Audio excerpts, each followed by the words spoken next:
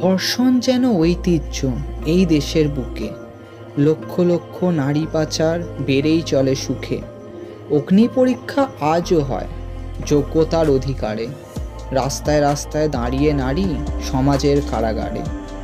বছর যাবে বছর আসবে, থামবে নাকো তারা, তবুও তাদের মাথা নত, কারণ আজও সমাজে নারীদের এই প্রথা।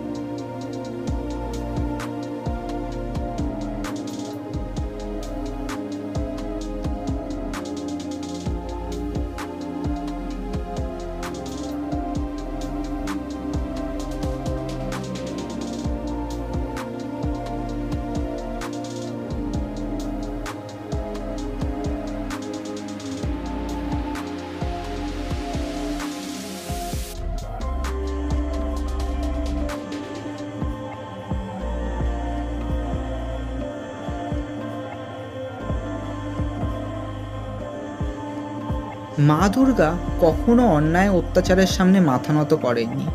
প্রতিটা নারীর মধ্যেই রয়েছেন মা দুর্গা, তাই তারাও হয়তো সেই শক্তিতেই সকল আঘাত সহ্য করে এগিয়ে যাচ্ছে।